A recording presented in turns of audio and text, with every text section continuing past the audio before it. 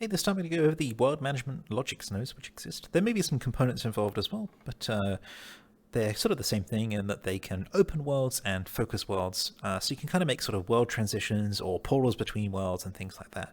This is based on sort of requests and questions I see that come up in questions and help a few times, and also because I'm using these nodes to build something quite cool right now that I'm not sort of ready to share. It's not finished. So once that is ready to share, I will let you know. There'll probably be another video showcasing it, but right now let's get into these nodes and show you how they work. So I'm going to plug over here into Smooth POV, and we're going to start with the LogiX node portion of it. I did say that there were some components and jumping around that will happen, but we'll start with the LogiX nodes. So I'm going to go ahead and equip a LogiX tip here. With the LogiX tip equipped, I'm going to go to the node browser here, and we're going to go to the world folder. Once we're in the world folder, we'll be concentrating on just these two nodes, FocusWorld and OpenWorld. These are the nodes which sort of do world management, whereas the other nodes here will just report information about the world. You can use these to sort of make world panels that tell you what's going on in the world. I have a video linked in the video description where I go over how to make a world max users, world user count sort of panel thingy that looks quite nice.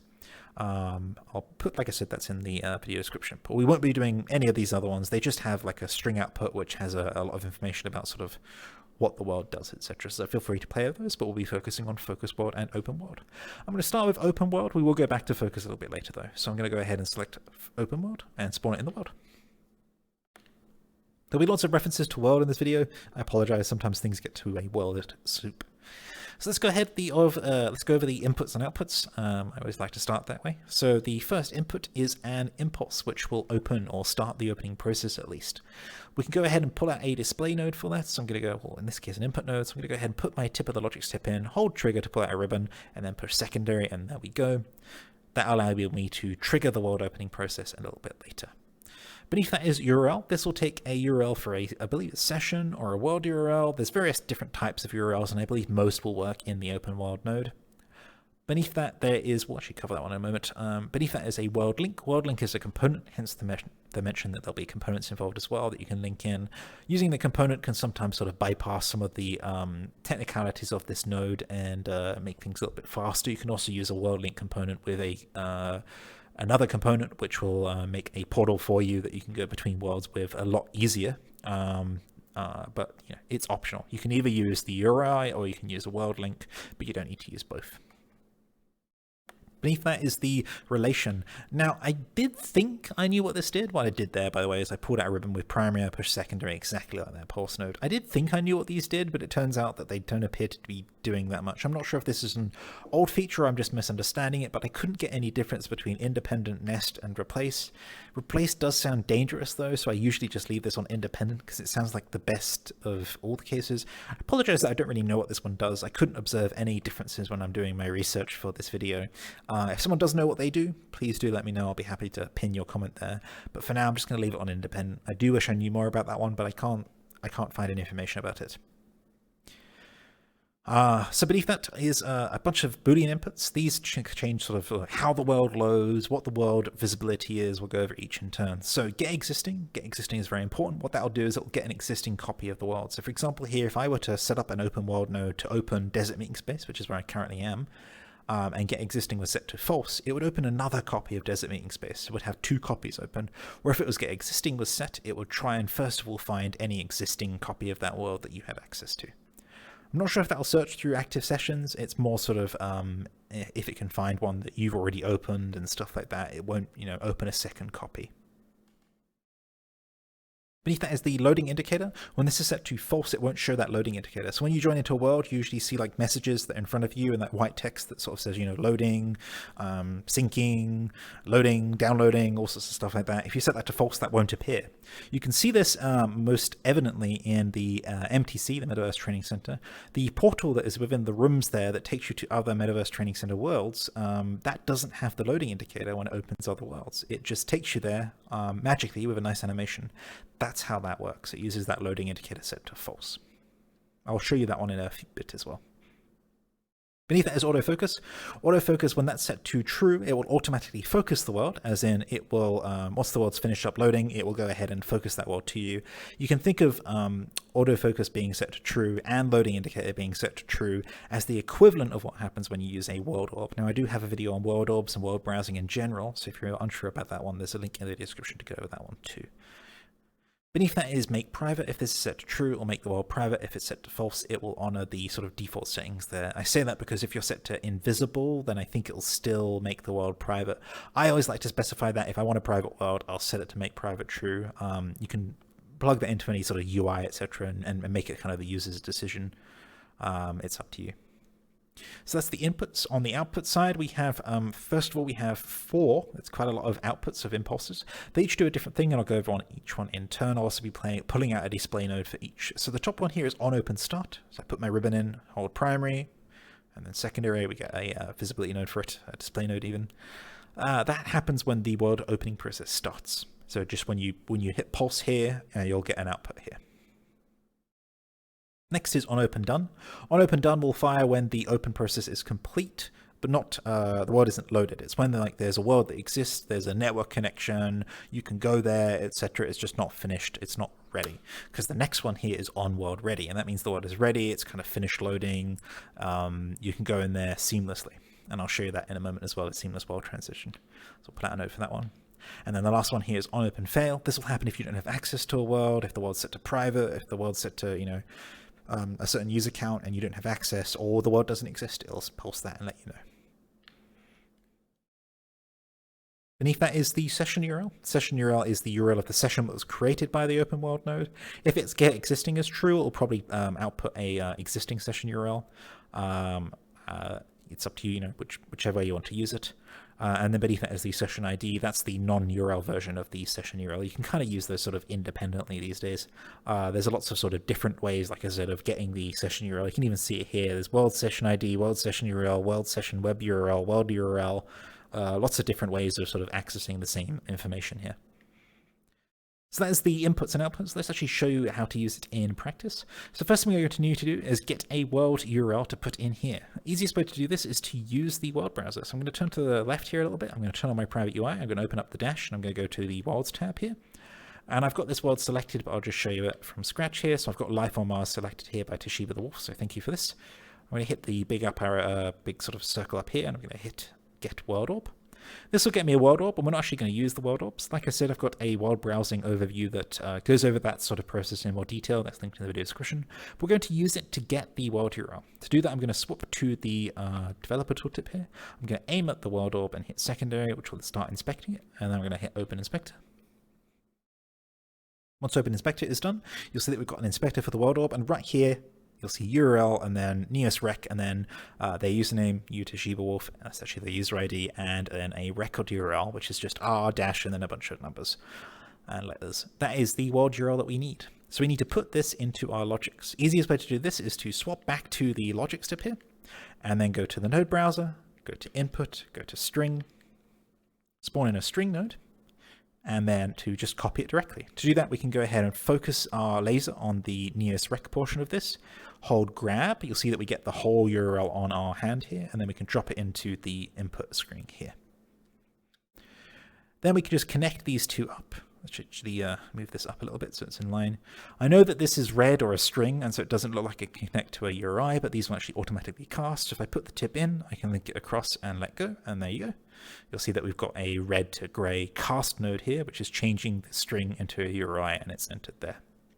I'm going to set a few of these that I went over earlier to some settings just to help us out. So first of all, we're going to make the world private, putting my ribbon in, tip in here, putting out a ribbon heading secondary, making sure that's true because we want to make it private. Autofocus I'm going to set to false as well, just for a moment. Loading indicator I'll leave, and get existing I'll leave as well. Let's try it. So the easiest way for me to show you this happening is to use the old world switcher. This is on its way out, but I will use it to show you what the loading process and the styling process of world looks like. It's just a little bit more visual on this old world switching UI. So I'm going to go ahead and open that here. This is the menu. So you'll see here I'm currently in desert meeting space, but I'm also connected to home and local, etc. But let's go ahead and hit pulse. And you'll see a new orb appeared there, and Life on Mars appeared. You'll also see that we got one impulse on open world start, on open world done, and then on open world ready. They impulsed in this order. They went 1, 2, 3, and that's because it started to open, it finished opening, and then it was ready. And if I go ahead and click this orb here, I'll swap across to it, and you'll see that we're in Mars. Let's go back. So I'm going to do that process again. I'm going to do that process again. but I'm going to go ahead and set autofocus true this time. So autofocus true, hit pulse. You'll see that everything's loading and that we automatically end up inside the world. So that's the difference between autofocus off and on. Let's go ahead and go back to desert meeting space. Turn off Life on Mars here. And there we go, back to where we are. So if you wanted to do a seamless world transition, and that's one where they don't see the loading indicator, or you might want to do your own loading animation or stuff like that, you can actually do that using the outputs here and that loading indicator set to false. That's the next thing that we're going to do. So I'm going to go ahead and get rid of some of these.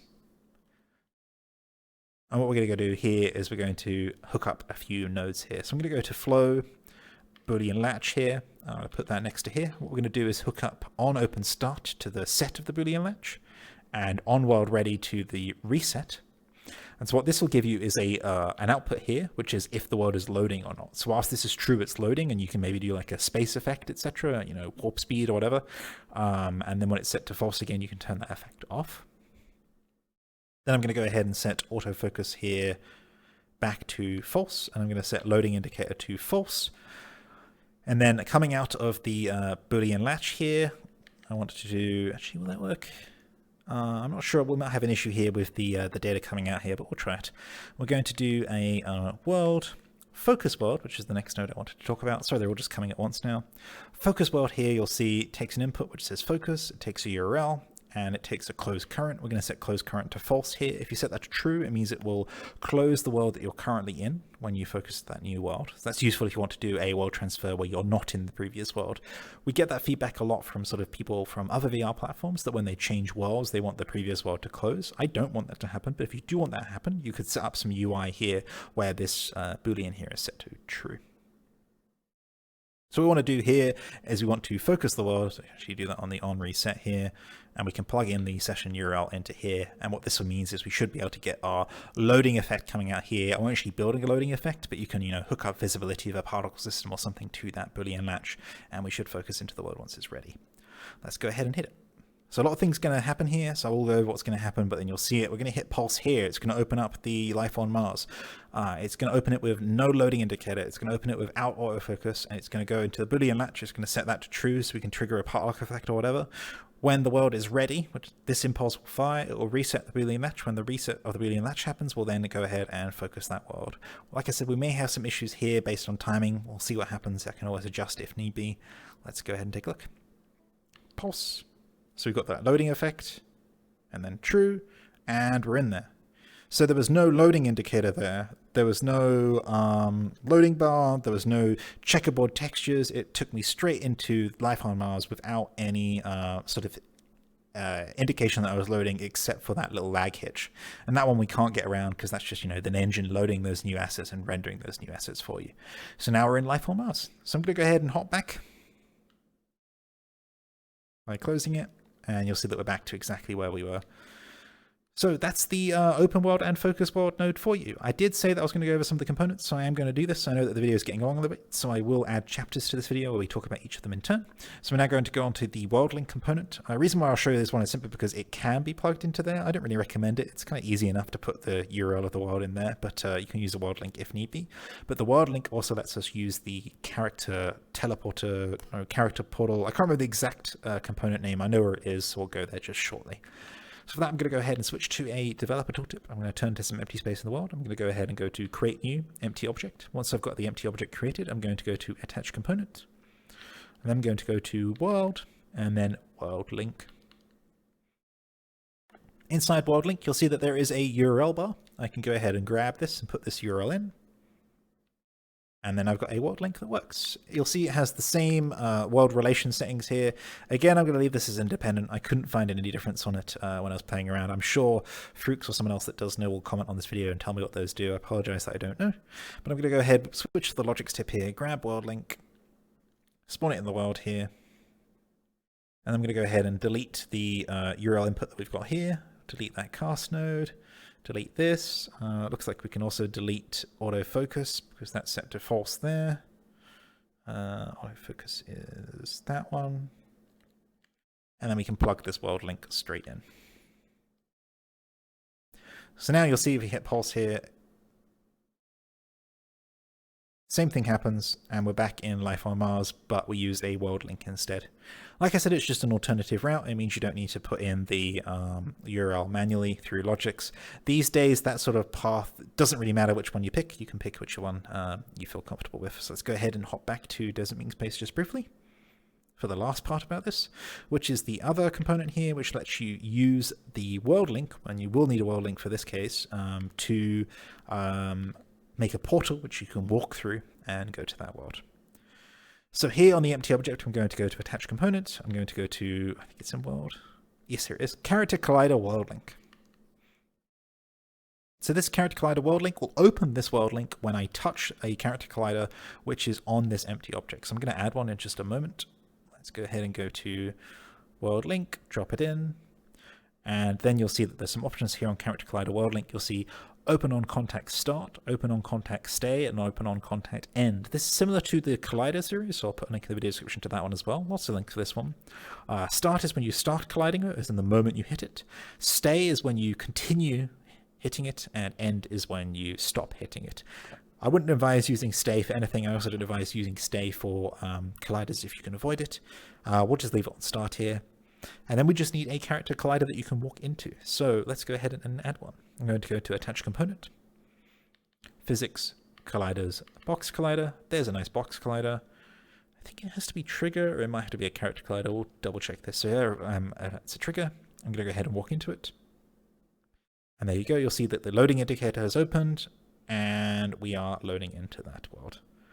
There isn't the control over the loading indicator or the autofocusing when you use CharacterColliderWorldLink, so I don't like it as much as the manual setup here with the LogiX nodes, but it is still available if you'd like to use it. Some of these components exist, and they exist because they existed before the LogiX nodes did, or vice versa, etc. They're all there for you to use. You can use them whichever way makes you comfortable, or whichever way is suitable for your application. So you see here, because the loading indicator is still there, we're not in there yet. I think we've actually loaded. I'm not sure why it hasn't hooked us over there. Oh, I know why it hasn't hooked us over there. The reason why it hasn't hooked us over there is because I set autofocus to false on this WorldLink, so it actually won't do that. Let's go ahead and do that one more time. I'm going to go ahead and close this world.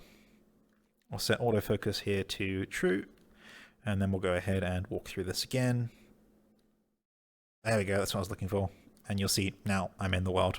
And I did that just by walking through a collider.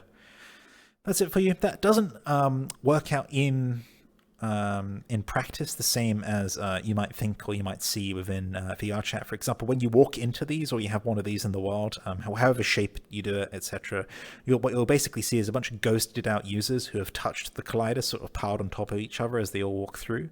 You'll need to close the existing world, as in this world, to get the effect of the the VR chat portals where you run through it and you disappear. You could probably hook something up there using this particular setup, but that would be up to you. That would be beyond the sort of capabilities of CharacterColliderWorldLink. You'd have to use a manual collider into the pulse there using one of the collision events, etc. There you go. I know that was a whirlwind look through all these nodes. I did want to just sort of raise visibility about them existing, talk about how they work a little bit. Do let me know if you've got any more questions about how these nodes work. If you're looking for a practical use case of them, I actually released it recently. I think it was actually last year now. I can say it because it's funny. Haha, it's January. But if I turn on private UI here, which I've got on, and I go back to the home screen of my dash, you'll see on the left here is the world you're in facet, and this just lists the worlds that I'm personally in, and I can click them to go between. And so if I click this, we're now in Life on Mars. I click Desert Meeting Space, we're back in Desert Meeting Space. That's a facet I made, and it actually uses that FocusWorld node. It picks up the worlds that you're in, which come from the world browser here, and then when you click them, it fires that FocusWorld node. So there you go. There's a real world example of those working. I'll put a link in the video description to my overview of the worlds you're in facet, so you can take a look at that one as well. But other than that, I think we're done. If you've got any questions, like I said, do leave them below or contact me. Just wanted, again, to call attention to these nodes, as they're super cool. They are. I really want to make something really cool with them. Like I said, I'm not really ready to talk about it, but I will be soon, and hopefully you'll like it. I'll see you next time. Bye-bye.